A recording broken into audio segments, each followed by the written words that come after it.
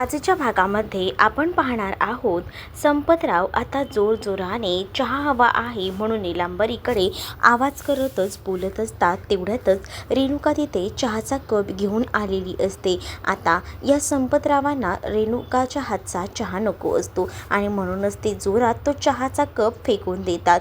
चहाच्या कपातून चहा गरम उकळता असतो तो मात्र आता रेणुकाच्या हातावर पडतो. संपतराव निघून जातात तर तेवढ्यातच सिद्धू आणि भावना हॉस्पिटलमधून आलेले असतात आणि सिद्धू आणि भावना जेव्हा हॉस्पिटलमधून येतात ना तेव्हा मात्र आता इकडे असणाऱ्या या रेणुकाच्या हाताला चांगलं शेकून द्यायचं काम मात्र आता भावना करत असते. सिद्धू म्हणत असतो, पण बाबांना झालंय काय एवढं? त्यावर मात्र तुमच्या बाळाला आईने होकार दिलाय ना तेव्हापासून मी ह्यांचं बघते, हे कोणाकडे आता काही बोलू शकत नाहीये ना. मग ती प्रतिज्ञा शपथ घ्यायला सांगितली होती त्याचं काय, असं भावना विचारते. त्यावर फक्त ते आईंसमोर काही बोलू शकत नव्हते म्हणून तेवढ्यापुरती ते शपथ वगैरे घेऊन मोकळे झाले. पण मला वाटतं ना की तुम्ही कोणाकडे लक्ष देऊ नको. मग दुसरीकडे आम्ही ना बाळाचे आज हृदयाचे ठोके ऐकले. भावना सांगते की सिद्धूच्या डोळ्यात तर अक्षरशः पाणी आलं. त्यावर रेणुका सांगते की ही मुमेंट ना असेच आनंदाने जगायचे असतात, बाकी कोणताही तुम्ही विचार करू नका, अगदी आनंदाने ह्या सगळ्या आयुष्याचा एकदम स्वीकार करा. असं देखील आता ती बोलून त्या दोघांनाही प्रेमानं जवळ घेते. कारण रेणुकाला खूप जास्त आनंद झालेला असतो, कारण भावना सिद्धू आता लवकरच आईबाबा होणार असतात. दुसरीकडे मात्र आता जानूला जयंतने ऑफिसमध्ये आणलेलं असतं आणि तो तिला म्हणत असतो की मिस जानवी थांबा जरा, जानवीला अंधार असतो म्हणून कंटाळा येत असतो, असं चिडचिड होत असते. पण त्याच वेळेला खरं तर ना जयंतने जान्हवीसाठी खूप छान अशी सजावट करून ठेवलेली असते आणि जेव्हा ती सजवलेली जागा जेव्हा जान्हवी बघते ना तेव्हा जान्हवी खूप जास्त खुश होते. कारण जान्हवीच्या आवडीचं सगळं काही तिथं आणून ठेवलेलं असतं. म्हणजेच जान्हवीला जसं की पाणीपुरी आवडते, फ्रूट चाट आवडतं, ज्यूस आवडतं, या सगळ्या काही गोष्टी जयंतने आधीच मॅनेज केलेल्या असतात आणि जानू ते सगळं बघून खूप जास्त खुश होते.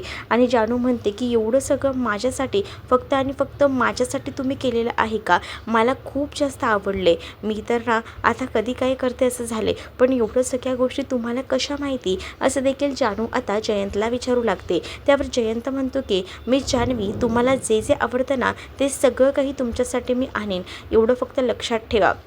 आणि त्याच वेळेला तो आता म्हणतो की पहिल्यांदा ना पाणीपुरीपासून सुरुवात करायची. मग आता जानू जयंतला म्हणते की तुम्हाला तर चांगलंच माहिती आहे की मला पाणीपुरी कशी लागते ते. मग जयंतही म्हणतो की हो मला माहिती ना, तिखट पाणीपुरी तुम्हाला लागते. जयंत स्वतःच्या हाताने जानूसाठी पाणीपुरी बनवतो आणि पाणीपुरीची प्लेट तिच्या समोर ठेवतो. तिला म्हणत असतो की घ्या आता तरी पाणीपुरी घ्या. मग जानू जयंतने बनवलेली पाणीपुरी एन्जॉय करते आणि त्याच वेळेला जयंतला सुद्धा सांगते की तुम्ही सुद्धा घ्या ना पाणीपुरी. मग दोघंही जण पाणीपुरी खातात. तर दुसरीकडे मात्र आता फ्रूट चाट जो असतो तो सुद्धा जयंतला जानूला करून द्यायचा असतो आणि म्हणूनच जयंत जानूला म्हणत असतो की मिस जानवी प्लीज डोळ्यांवर आपला हात ठेवाल का, प्लीज डोळे बंद करा ना, मला ना तुम्हाला सरप्राईज द्यायचं आहे. त्यावर जानू म्हणत असते की काय काय सरप्राईज द्यायचं आहे तुम्हाला? त्याच वेळेला हो एक मोठं सरप्राईज आहे, थांबा, आणि असं बोलून तो तिला डोळे बंद करायला सांगतो. दुसरीकडे मात्र आता आजी जी आहे ती मात्र म्हणत असते की काय रे सिद्धू आणि भावना, काय चाललंय तुमचं? बाळाला काही हवं नको ते खाऊ पिऊ घालताय ना? हो, आणि पाणी खूप जास्त प्यायचं हां, पाणी जास्तही प्यायला पाहिजे, कारण का या प्रेग्नन्सीमध्ये ना पाणी जास्त पिलं की चांगलं असतं. भावना म्हणत असते की हो आजी तुम्ही बोलताय ना ते बरोबर आहे, आणि ना मला मिल्कशेक खायचं खूप मन करतं, ते खाल्ल्यावर मला बरं वाटतं. हो तुला काय हवं नको ना ते खात जा, आणि काही हवं असेल तर मलाही सांगत जा, म्हणजे मीही तुझ्यासाठी काहीतरी बनवेन, असं आजी बोलते. तोपर्यंत इकडे नीलांबरी भावना सिद्धू जे आहेत ते वॉकला गेलेले असताना त्यांच्या रूममध्ये जाऊन ते रिपोर्टचे पेपर मिळवते आणि आता नीलांबरीवर बरोबर लक्ष ठेवून ना रेणुका असते. रेणुका म्हणत असते नीलांबरीला की तू इथे काय करतेस? त्यावर नीलांबरी सांगते की आई मी इथे तर ना भावनाला बघत आले होते. अगं भावना आणि सिद्धूचा खालून तुला आवाज येत नाही आहे का? ते काही ना सकाळी ना पाणी गेलं होतं कानामध्ये त्यामुळे आवाज नाही आला. आहेत का ते खाली? चालेल ठीक आहे, मी त्याच्याशी बोलायचं जायचं होतं ना भावनासोबत, म्हणून मी इथपर्यंत आले होते. पण रेणुकाला खूप गडबड वाटत असते, म्हणूनच रेणुका आता विचार करते की नक्कीच काहीतरी गडबड आहे या सासूबाईंवर आणि त्याचसोबत नीलांबरीवर लक्ष ठेवायला हवं. दुसरीकडे जानूने आता डोळ्यांवर हात ठेवलेला असतो आणि त्याच वेळेला जयंतने तिच्यासाठी फ्रूट चाट तयार केलेलं असतं. कलिंगड जे आहे त्याला मस्त असा हार्ट शेप तयार केलेला असतो आणि बाकी जे फ्रूट्स जे असतात ते बाजूबाजूला ठेवलेले असतात. आणि हे सगळं बघून तर जानू खूप जास्त खुश होते. जानू म्हणते किती छान आहे, किती सुंदर आहे, मला तर हे खूप जास्त आवडलं असं देखील बोलून ती आता कौतुक करत असते.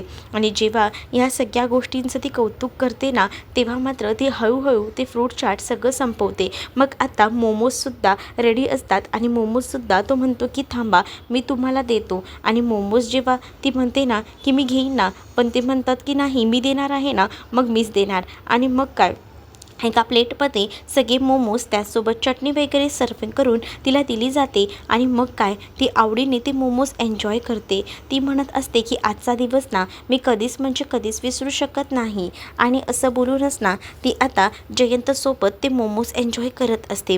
इकडे आता जयंतने खूप छान असा केकसुद्धा सजवून ठेवलेला असतो. आणि केक जेव्हा त्याने रेडी करून ठेवलेला असतो ना तेव्हा मात्र जानू म्हणत असते की मिस्टर कानेटकर हे सुद्धा का? तर जानू म्हणते की हो बघा, तो जयंत सांगतो की तुमच्यासाठी खास आहे, तुम्हाला केक कापावाच लागेल. मग दोघंही जण केक कटिंग करतात आणि केक कटिंग करून झाल्यानंतर मात्र जयंत जानूला केक भरवतो. तर जानू देखील जयंतला आता केक भरवत असते. दोघंही जण आता केक मस्तपैकी एन्जॉय करत असतात. मग दुसरीकडे मात्र आता जयंतने जानूसाठी ज्यूससुद्धा रेडी केलेला असतो. मग जानूला असं वाटतं की जयंतने आपल्याला ड्रिंक वगैरे दिली आहे की काय, पण आता जानू म्हणत असते की मी ड्रिंक वगैरे घेत नाही. त्यावर जयंत म्हणत असतो की ड्रिंक नाही आहे, हा जस्ट ज्यूस आहे आणि ड्रिंक पिल्यानंतर माझी अवस्था काय झाली होती मला माहिती आहे. त्याच वेळेला होळीला घडलेला प्रसंग आठवतो आणि त्यावेळेला जेव्हा जयंतने ड्रिंक घेतली होती तेव्हा जानूने त्याच्या कानाखाली वाजवली होती.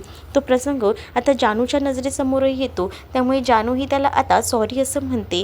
जानूचा आता ज्यूस पिऊन संपलेला असतो. जानूच्या ज्यूसच्या ग्लासच्या खाली एक अंगठी असते ती तिला भेटते आणि ती अंगठी भेटल्यामुळे ना ती मात्र आता विचार करते ही अंगठी नेमकी कसली आणि ती जयंतलासुद्धा विचारते की ही अंगठी कसली आहे. मग आता जयंत म्हणतो की ही अंगठी ना खास तुमच्यासाठी आहे. म्हणजे ना मी खूप विचार केला होता आणि मग काय, मग मी ठरवलं जे करायचं आहे ते करायचं. काय ना माझ्या आयुष्यात ना इतर कोणीसुद्धा नाही आहे, पण माझ्या आयुष्यात इतर कोणी नसलं ना तरीसुद्धा तुम्ही जेव्हापासून माझ्या आयुष्यात आलाय तेव्हा मला एकदम भरलेलं वाटतंय. आणि त्यामुळेच मी असा विचार केला आहे की माझ्या आयुष्याच्या शेवटच्या श्वासापर्यंत फक्त तुमच्याबरोबरच राहायचं आणि यासाठी तुम्ही माझ्याशी लग्न कराल का? आणि असं बोलून गुडघ्यावर बसून तो आता जानूला प्रपोज करतो. जानूला जेव्हा जयंत प्रपोज करतो ना तेव्हा मात्र आता जानूला काही देखील सुधरत नसतं. जानू आता विचार करू लागते आणि तिला समजतच नसतं की आपल्यासोबत नेमकं काय होतंय तरी काय. आणि त्याच वेळेला आता जानू म्हणत असते की एवढं सगळं खास माझ्यासाठी. जयंत म्हणतो की हो मिस जान्हवी, हे फक्त तुमच्यासाठी आणि तुम्ही माझ्या प्रपोजलचा कधी स्वीकार कराल. माझी काही घाई नाही आहे, तुम्हाला जितका वेळ घ्यायचा आहे तितका घ्या, पण माझ्याकडनं तुम्हाला होकार आहे कारण मी तुमच्या प्रेमात आहे असं देखील आता तो सांगत असतो. दुसरीकडे मात्र आता नीलांबरीला खबर लागलेली असते की भावनाला दुसरा महिना आता संपत आलेला आहे आणि म्हणूनच ती आता आजीकडे जाते आणि आजीला या सगळ्याबद्दल सांगू लागते. आजी म्हणत असते की काय झालं, रिपोर्टनुसार तुला काही कळलं का? त्यावर नीलांबरी आजीला सांगते की हो मला कळलेले आहेत गोष्टी. आणि त्याच वेळेला आता नीलांबरी आजीला म्हणत असते की भावनाला दुसरा महिना संपलेला आहे, आता तिसरा महिना सुरू होईल, पण तिसरा महिना संपायच्या आधी आपल्याला हे सगळं करायला हवं, नाहीतर खूप मोठा धोका होऊ शकतो भावनाच्या जीवाला. हे सुद्धा त्या रिपोर्ट्समध्ये आहे. त्यामुळे आपल्याला जे काही निर्णय घ्यायचे असतील ते लवकर करा. आता ह्या दोघींचंही बोलणं बरोबर रेणुकाने ऐकलेलं असतं. तर इकडे मात्र आता आजी म्हणते की एक काम कर, तुझ्या फोनवर ना संपतला कॉल कर, मी संपतशी बोलून घे. घेते. निलांबरीने आता संपतरावांना कॉल केलेला असतो आणि संपतराव आता निलांबरीला म्हणत असतात की काय झालं आहे आई. तर आता भावनाच्या रिपोर्टबद्दल ती सांगते आणि आपल्याला काही झालं तरी या सगळ्या गोष्टीचा बाहेर इश्यू व्हायच्या आधीच हे सगळं काही संपवायला लागणार आहे. बाळाच्या जीवावर आपल्याला काही झालं तरी घात करावाच लागणार आहे असंही आता आजी बोलत असते. आजीची ही सगळी वाक्य रेणुकाच्या कानावर पडतात. त्याच वेळेला रेणुकाच्या लक्षात येतं की आजी म्हणजे काल जे काही बोलत होती ते सगळं काही नाटक होतं. म्हणजे भावना सिद्धूच्या बाळाला अजूनही धोका आहे आईंपासून. आता काही झालं तरी त्यांच्या बाळाचं रक्षण करायला हवं असं देखील आता म्हटलं जातं. आणि जेव्हा या सगळ्या गोष्टी रेणुकाला समजतात तेव्हा रेणुका थोडी का होईना सावध होते. कारण तिला आता वाटत होतं की आईने या बाळाचा स्वीकार केला आहे, पण आईचं यामागे एवढं मोठं रहस्य दडलेलं आहे हे मात्र काही झालं तरीसुद्धा आता रेणुकाला माहिती नसतं. पण आता रेणुकाला जेव्हा या सगळ्या गोष्टी कळलेल्या असतात ना तेव्हा रेणुका खूप जास्त सावध झालेली असते. आणि आता रेणुका विचार करते की काही झालं तरी भावना सिद्धूला या सगळ्या गोष्टी सांगून सावध करायला हवं. दुसरीकडे आता पाहायला मिळत असतं की इकडे जयंतला आता काही केल्या झोप लागत नसते. सकाळी उठल्यावर सुद्धा त्याला आता जानूचा चेहरा दिसत असतो. जानूला सुद्धा आता जयंतने तिला प्रपोज केलं होतं तो क्षण आठवतो आणि त्यामुळे ना तिलासुद्धा आता काही केल्या करमत नसतं. तर इकडे आता जयंतचा मेसेज जानूला येतो आणि त्यामुळे आता जानू तो मेसेज वाचते. तर जयंतने जानूसाठी एक सुंदर असं गाणं पाठवलेलं असतं आणि ते गाणं ऐकून जानूच्या मनात फुलपाखरं उडू लागतात. त्याच वेळेला आता जयंतने जे गाणं तिला डेडिकेट केलेलं असतं त्यामुळे ती खूप जास्त खुश होते. तर दुसरीकडे मात्र जयंतने आता तिला मेसेजही केलेला असतो की मग काय, मग कुठपर्यंत आलं आहे आपलं प्रपोजल. मग त्याच वेळेला जानू त्याला म्हणत असते मेसेजवर की ह्या प्रपोजलची सुद्धा काही डेडलाईन आहे का, जशी कामाची डेडलाईन असते तशी. मग तसं असेल तर तेही मला सांगा असंही आता जानूने जयंतला मेसेजवर म्हटलेलं असतं. तर जयंत म्हणतो डेडलाईन अशी काही नाही आहे, तुम्हाला जेव्हा वाटेल तुमच्या मनाला पटेल तेव्हा तुम्ही मला होकार देऊ शकता. आता जानू आणि जयंतचं मेसेजवर चॅटिंग सुरू असतं.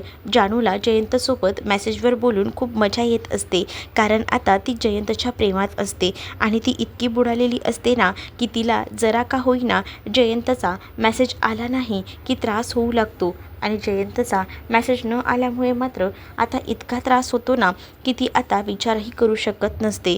दुसरीकडे मात्र आता पाहायला मिळत असतं की जानू जी आहे ती आता पुन्हा एकदा जयंतला मेसेज करते की तुमचा काही रिप्लाय आला नाही.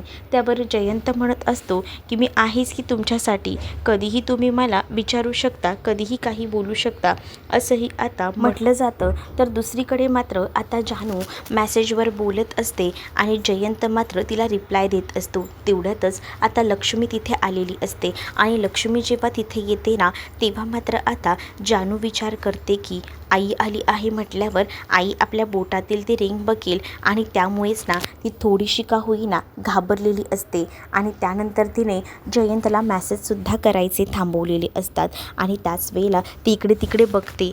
त्यावेळेला तिच्या लक्षात येतं की हे काय, इथे तर आई आली आहे. मग आता ती आपल्या बोटातील अंगठी लपवायचा प्रयत्न करू लागते आणि जेव्हा बोटातील अंगठी ती लपवू लागते ना तेव्हा मात्र लक्ष्मी तिला विचारते की काय झालं आहे ग जानू. त्यावर जानू आता लक्ष्मीला विचारायचा प्रयत्न करत असते. लक्ष्मी आता जानूला म्हणत असते की काय झालं. त्याच वेळेला जानू लक्ष्मीला म्हणते की तुला मिस्टर कानेटकर कसे वाटतात.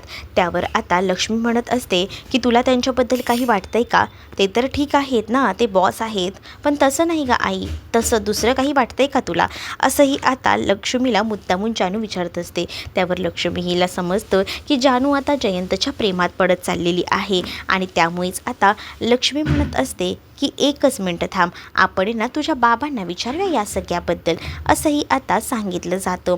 आणि जेव्हा इकडे लक्ष्मी हे सगळं बोलते तेव्हा जानू मात्र म्हणत असते की नको आई प्लीज, हे सगळं काही बोलूच नकोस. नंतर लक्ष्मी तिकडनं निघून जाते. तर जानू मात्र जयंतने दिलेल्या अंगठीकडे एकटक बघत असते.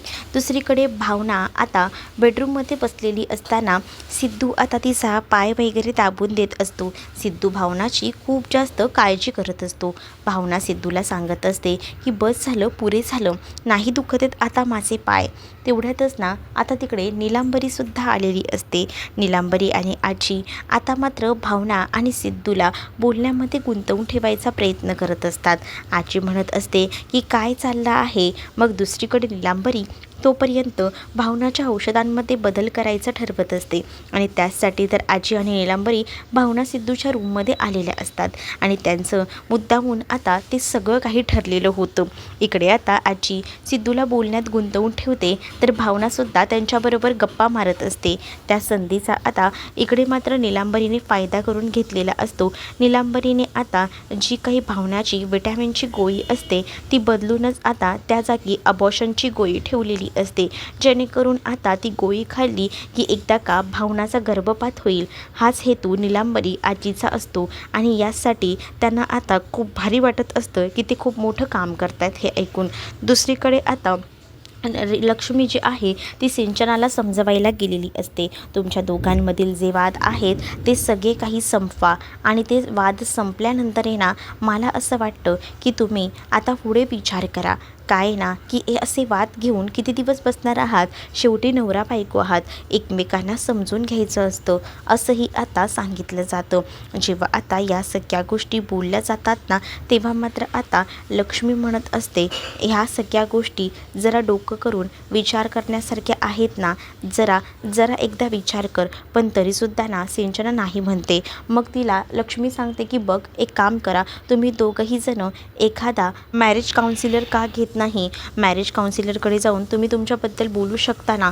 पण त्याच वेळेला आता सिंचना नकार देते. सिंचना म्हणत असते की सॉरी पण मी मॅरेज काउन्सिलर म्हणून काम करू त्यांच्याकडे जाऊन मी माझ्या मनातल्या कोणत्याही गोष्टी एका अनोळख्या व्यक्तीला सांगू शकत नाही. अगं पण ती लोकं थोडी ना तुझ्या सगळ्या काही गोष्टी इतरांना सांगणार आहेत, कशाला इतका विचार करतेस असंही ती आता म्हणत असते. पण दुसरीकडे मात्र काही केल्या ऐकायला इकडे तयार होत नसते लक्ष्मी.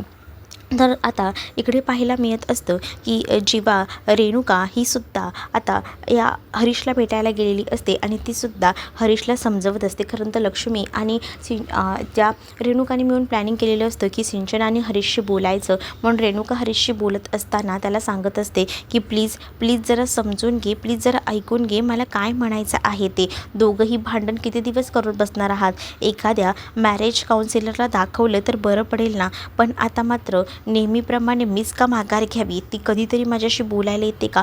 प्रत्येक वेळेला तिचं तेच असतं. तिला आता फक्त एवढाच राग आला आहे की मी माझ्या आईवडिलांना गृहीत धरलं का. मी माझ्या ह्याचा धाकटा मुलगा आहे, मग धाकटा मुलगा म्हणून माझी काही कर्तव्य नाही आहेत का माझ्या आईवडिलांसोबत असलेली. ही का प्रत्येक वेळेला स्वतःचा विचार करते. मला ह्या वेळेला तिचं म्हणणं पटलेलंच नाही आहे असं देखील आता हरीश जो आहे तो मात्र रेणुकाला सांगत असतो. आणि सिंचनाचं काय ते बघूया, पण मी काही तिच्याशी बोलायला जाणार नाही असंही डायरेक्टली सांगितलेलं असतं. दुसरीकडे आता जानू जी असते ती फूल घेऊन गुलाबाचं उभी असते आणि एका फुलाची पाकळी ती टाकते आणि म्हणत असते प्रेम आहे प्रेम नाही आहे, प्रेम आहे प्रेम नाही आहे. तेवढ्यातच ना तिथे आता विश्वा आलेला असतो आणि विश्वा जेव्हा तिथे येतो तेव्हा बघतो तर काय विश्वा म्हणत असतो की हे सगळं काय आहे, काय चाललंय मिस जान्हवी तुमचं. त्याच वेळेला आता जान्हवी म्हणत असते की तुला एक सांगू का इथे एक मिनटं, आणि त्याला कानजवळ घेऊन बोलवते. आणि त्याच वेळेला ती आता त्याला सांगू लागते की खरं तर ना मिस्टर जयंत कानेटकरांनी मला प्रपोज केला आहे. ही गोष्ट आता सांगितली जाते आणि जेव्हा या सगळ्याबद्दल बोललं जातं ना तेव्हा मात्र आता इकडे या जयंतने जे काही काल केलेलं होतं ते सगळं काही त्यालासुद्धा आठवत होतं. आणि जेव्हा या सगळ्या काही गोष्टी जेव्हा आठवतात ना तेव्हा मात्र आता जयंत विचार करत असतो की जानू माझा कधी स्वीकार करेल. आणि तो आता कॉफी पित असतानासुद्धा या सगळ्याचा विचार करतच कॉफी एन्जॉय करत असतो. तर दुसरीकडे मात्र आता त्याला असं वाटत असतं की कधी एकदा जानू येते. इकडे आता सिंचना टेन्शनमध्ये बसलेली असते तर तिला काहीसुद्धा नको असतं. तेवढ्यातच नीलांबरी तिथे येते आणि नीलांबरी सिंचनाला म्हणते की असं तोंड पाडून किती दिवस बसणार आहेस, जरा राहा ना व्यवस्थित. काय झालं, अजूनही तुमचं भांडण मिटलं नाही का. नाही ना, अजूनही आमचं भांडण मिटलेलं नाही आहे आणि मला तर त्याच्याशी बोलण्याची आता इच्छाही नाही आहे. मला आता त्याची आई लक्ष्मी समजवायला आली होती होती, पण मी प्रत्येक वेळेला का समजून घेऊ? नीलांबरीसुद्धा आता खोटं सांगते. नीलांबरी म्हणत असते की अगं त्या हरीशला तुझ्याबद्दल काहीच वाटत नाही बघ. तुला सांगू का, तो तर मस्त तिकडे पार्ट्या करतोय आणि फॅमिलीसुद्धा त्याची खुश आहे. हे ऐकल्यानंतर मात्र सिंचनाला राग येतो. सिंचना म्हणते की मला आता कळत नाही की तो राग कसा काढू. त्यावर सिंचनाला ती म्हणत असते की ठीक आहे, माझ्याकडे एक सोल्युशन आहे. आणि असं बोलूनच ना तिने आता पूर्णपणे एक कैची आणून दिलेली असते आणि समोरच ना हरीशचे कपडे असतात. ते हरीशचे कपडे सगळे काही कैचीने आता सिंचना फाडून टाकते आणि तिचा राग जो आहे तो दाखवू लागते. हे सगळं बघून ना आता खूप जास्त आनंद नीलांबरीला होत असतो. नीलांबरी आता कोणाचा संसार सुखाचा होऊ देत नसते. ना भावना सिद्धूच्या आयुष्यात सुखानं आणून नांदायला देत असते त्यांना, ना इकडे सुद्धा हिने भांडणं लावलेली असतात. आणि तिचा हा मुख्य हेतू तोच असतो की आपण सुखी नाही तर इतरांनाही सुखात ठेवायचं नाही. आता सिंचनाने कपडे वगैरे हरीशचे फाडून टाकलेले असतात आणि हरीशचे कपडे वगैरे फाडून टाकल्यानंतर मात्र आता सिंचनाचा जो राग असतो तो बघून नीलांबरी खुश असते. इकडे आता विश्वा म्हणत असतो की मिस जान्हवी, तुमचं काय चाललंय? तुम्हाला कळत आहे का, तो जयंत कानेटकर चांगला नाही आहे, तुम्ही त्याच्या प्रेमाचा स्वीकार करू नका. त्यावर जान्हवी आता म्हणत असते की मी अजूनही प्रेमाचा स्वीकार केला नाही. मी तुम्हाला सहज म्हटलं की मी त्यांना हा म्हटलं आहे करून, कारण आहे ना मी सुद्धा हुशार आहे. मला सुद्धा आधी त्यांच्या प्रेमाची परीक्षा घ्यायची, ते कसे आहेत काय आहेत हे सुद्धा मला आधी पडता यायचे. जेव्हा मला सगळ्याची खात्री पटेल ना तेव्हाच मी त्यांना होकार देणार आहे, असं देखील आता जानू जे आहे ती विश्वाला सांगत असते. आणि मला जेव्हा कळेल ना की ते सच्चा माणूस आहेत, त्यांचं काही सुद्धा तसं नाही आहे, तेव्हा मी त्यांना कोणाचंही ऐकणार नाही आहे, त्यांना सरळ होकार देऊन टाकणार आहे, असं देखील जानू आता विश्वाला सांगते. विश्वालाही ऐकून धक्का बसतो. विश्वा आता विचार करतो की या जानूला कशा पद्धतीने समजवायचं, कारण जानूने आता सांगितलेलं असतं मी त्यांना होकारही देणार आहे आणि त्यांच्यासोबत लग्नही करणार आहे. आणि त्यामुळे आता विश्वाचं डोकं एकदमच ठप्प झालेलं असतं, काही करायचं समजत नसतं. इकडे मात्र आता जानूचं पुन्हा सुरू होतं, प्रेम आहे प्रेम नाही आहे, प्रेम आहे प्रेम नाही आहे, आणि असं बोलून गुलाबाच्या पाकळ्या ती आता उडवत असते. आणि त्याच वेळेला फक्त प्रेम आहे अशी एक गुलाबाची पाकळी उडते. तेव्हा मात्र आता तिला खूप जास्त आनंद होतो आणि ती आता म्हणत असते मला वेडे लागले हे प्रेमाचे, हे गाणं बॅकग्राऊंडला वाजत असतं आणि ती खूप जास्त आता खुश असते. तुम्हाला हा भाग कसा वाटला आहे कमेंटमध्ये मला नक्की सांगा. आणि अशाच नवनवीन भागांसाठी आपल्या चॅनलला सबस्क्राईब करायला विसरू नका. चला तर मग भेटूया पुढच्या भागात. तोपर्यंत टाटा बाय.